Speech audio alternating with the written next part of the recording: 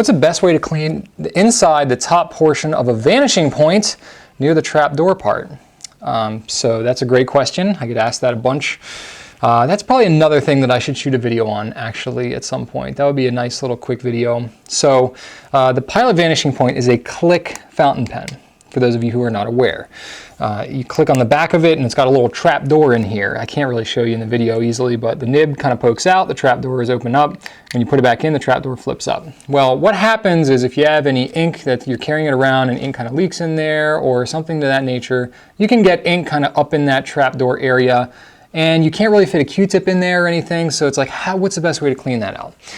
Well, to take the pen apart, you just kind of unscrew it in the middle. You can pull the nib unit out of there, and then that part you can kind of clean independently. But then you're left with this front body of the pen, which is where the trap door is and all that. And you can't really open the trap door without the nib unit, because that's kind of how it all works.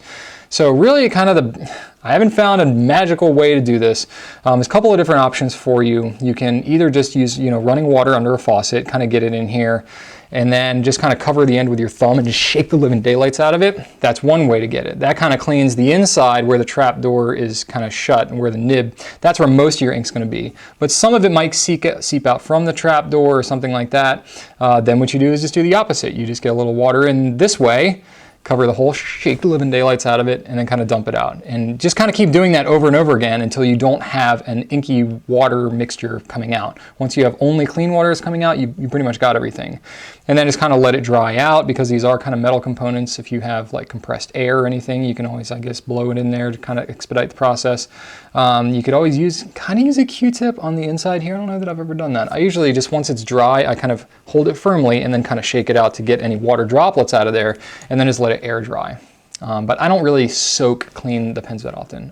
Soaking is another option. You can just kind of soak it, move the pen around inside a cup of water, get all the air bubbles out, and then just leave it there for a little while. I'm not as big a fan of that method, just because I personally don't know all the different components that are inside these pens. So I would assume that everything in here is water resistant, waterproof, because it's dealing with ink anyway. So I would assume that it's going to be okay, but I don't know the official Pilot kind of stance on soaking this pen completely in water. So maybe look at some other sources, some other recommendations on that. Don't completely take my word as bond on that one. The other option, if you are doing the flushing thing, is you can use a bulb syringe, like a little baby blue bulb syringe here, and you can use that to kind of help flush and force ink through here. That's another option.